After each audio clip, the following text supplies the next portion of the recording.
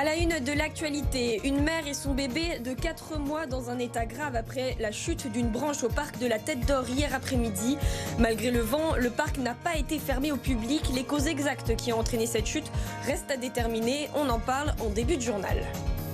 En football, l'OL n'a plus le droit à l'erreur pour décrocher une place européenne. Lyon reçoit Bordeaux cet après-midi en Ligue 1 et espère bien se relancer après l'élimination jeudi soir de Ligue Europa. Et puis en ce dimanche de Pâques, c'est l'heure de la traditionnelle chasse aux œufs. Au safari de Peaugres, on régale à la fois les enfants et les animaux. œufs en chocolat pour les uns, œufs d'autruche garnis pour les autres. Reportage à suivre dans un instant.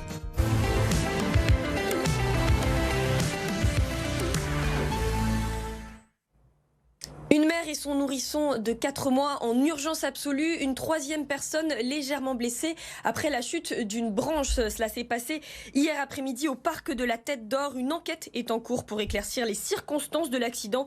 Le vent reste bien sûr une piste étudiée, même s'il n'était pas assez fort pour nécessiter la fermeture du parc. Écoutez Alexandre Chevalier, adjoint au maire. Il était au micro de Thomas Couder. On a eu une rafale de vent pas très forte parce que le vent aujourd'hui soufflait à peu près à 20 km/h. On avait quelques rafales à 40 km/h, mais ça a suffi visiblement pour effectivement casser un arbre en deux. Et une branche est tombée sur ce banc, fouettant la maman au passage et blessant aussi le bébé. Nous, on a dépêché très rapidement des experts de la ville de Lyon, nos experts aux arbres, qui effectivement sont venus en tout cas enquêter un peu sur l'état de cet arbre. Cette parcelle d'arbres, en tout cas, est suivie très régulièrement. La dernière fois, c'était à l'occasion de la Fête des Lumières. En tout cas, il n'y avait aucune fragilité apparente. À 70 km/h, par contre, on ferme le parc. Ce n'était pas le cas aujourd'hui. Aujourd'hui, on était un vent à peu près à 20 km/h avec quelques bourrasques à 40 km/h. Dans l'actualité également, à une semaine du second tour de l'élection présidentielle, plusieurs manifestations ont eu lieu samedi après-midi dans les rues de Lyon. Entre 2000 et 3000 personnes se sont rassemblées à l'appel de plusieurs associations, syndicats et collectifs, dont la Jeune Garde Alternativa ou encore étudiants solidaires étudiants. Ils protestaient contre le Rassemblement national et plus globalement contre le choix qui s'offre aux Français dimanche prochain entre Marine Le Pen et Emmanuel Macron. Une autre manifestation contre le président candidat a rassemblé de son côté environ 200 personnes place Bellecour, selon nos confrères du Progrès. En football, Lyon reçoit Bordeaux cet après-midi en Ligue 1 après son élimination en Ligue Europa face à West Ham jeudi. L'Olympique lyonnais va devoir se relancer face aux Girondins pour espérer une place européenne. Samia Hani. Relever la tête face à Bordeaux. Passer la déception de l'élimination en Ligue Europa, l'Olympique lyonnais doit désormais se focaliser sur le championnat. Installé dans le ventre mou de la Ligue 1, Lyon a encore un mince espoir de sauver sa saison en accrochant une place européenne. Qu'est-ce qu'on fait pour la suite de saison? Pas jouer ce football, mais le football où on gagnait les matchs. Donc il faut être réaliste, plutôt le romantique du football pour les derniers 7 matchs. Il faut gagner. Donc le football on va jouer, c'est un football qui correspond à cet objectif-là. Il faudra donc enchaîner les bons résultats dans le sprint final, à commencer par Bordeaux aujourd'hui. Et il faudra surtout rester soudé, comme l'a rappelé le président lyonnais. Pour lui, pas question de tout remettre en cause, malgré la situation compliquée de son club. Moi je pense qu'on a trouvé un staff qui correspond exactement à ce dont on a besoin à l'Olympique lyonnais. On espère bien continuer l'aventure, déjà pour terminer, parce que j'ai la conviction qu'on peut atteindre nos objectifs. Et deux, sur l'appréciation technique, je pense que le staff qui est en place correspond à ce qu'on souhaite. Des renforts de joueurs ont même été annoncés dès cet été par Jean-Michel Aulas. Mais pour l'heure, Lyon devra batailler avec les moyens présents au Groupama Stadium cet après-midi. Un Groupama qui sonnera creux puisque plusieurs groupes de supporters mécontents de la saison lyonnaise ont décidé de boycotter la rencontre. Et à noter qu'une station de vélo éphémère alimentée à l'énergie solaire est installée aux abords du stade cet après-midi. Une expérimentation pour faciliter l'accès à vélo pour les supporters. Comptez 10 minutes de trajet depuis la station de Dessines-Centre, 40 minutes depuis la Pardieu. Le dispositif est mis en place pour les 3 prochains matchs de l'OL au Groupama Stadium. En ce dimanche de Pâques, c'est l'heure de la traditionnelle chasse aux œufs. Ce matin, on vous en fait découvrir une un peu particulière, direction le safari de Peaugres, où les enfants, mais aussi les animaux, ont eu droit à des friandises. Laurent Canonico.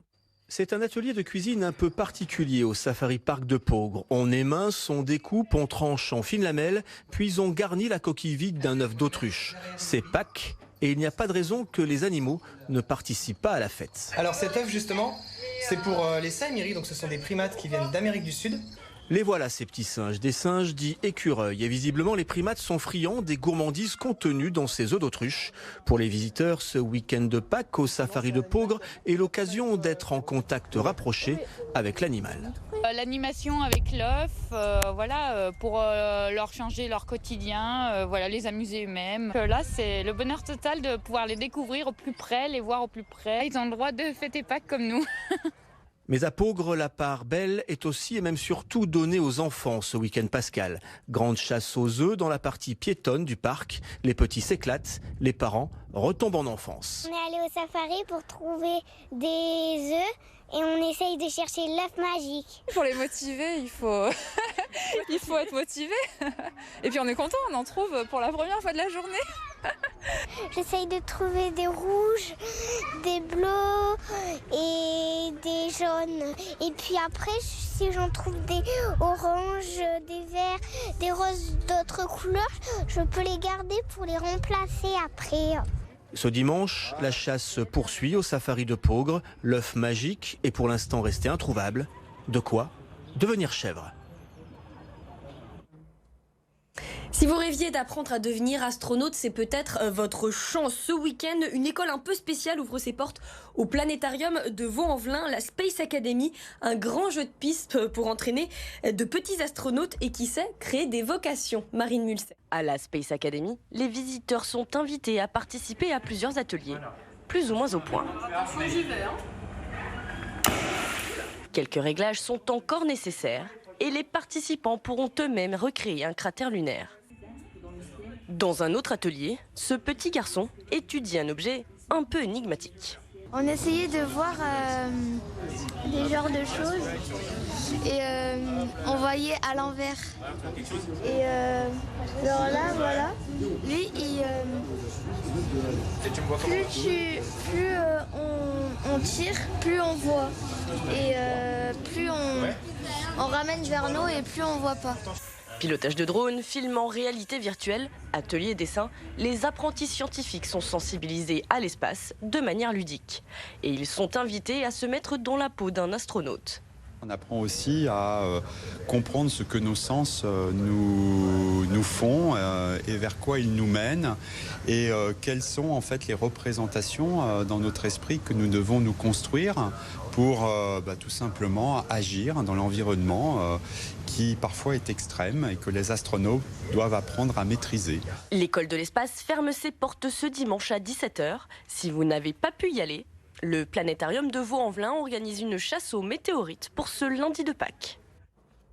Et une autre idée est sortie pour ce week-end de Pâques jusqu'à lundi. Un musée éphémère est installé à Eurexpo.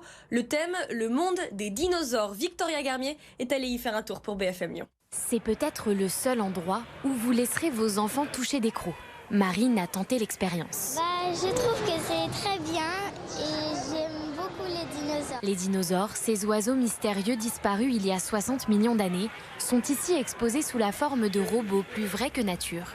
Elena et Fatih, qui adorent les T-Rex, nous ont partagé ce qu'elles ont appris. C'est le prédateur, il est le plus fort et je sais pas pourquoi, mais je l'aime bien celui-là. Les dinosaures, ça pouvait se manger, ça s'attaquait et que parfois ils n'étaient pas toujours méchants, ils étaient gentils. Comptez 9 € pour les enfants et 11 € pour les adultes. L'exposition fait le tour de France depuis 5 ans et son organisateur a une explication à son succès. Les gens sont toujours fascinés par les dinosaures.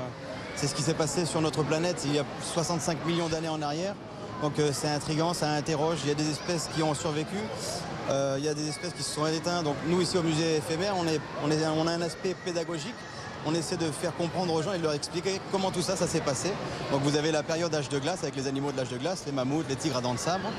Et la période avec les dinosaures, donc tout ça est expliqué dans le musée éphémère. Il y a une exclusivité à Lyon, un Gigalotosaurus. Vous avez jusqu'à lundi pour le découvrir.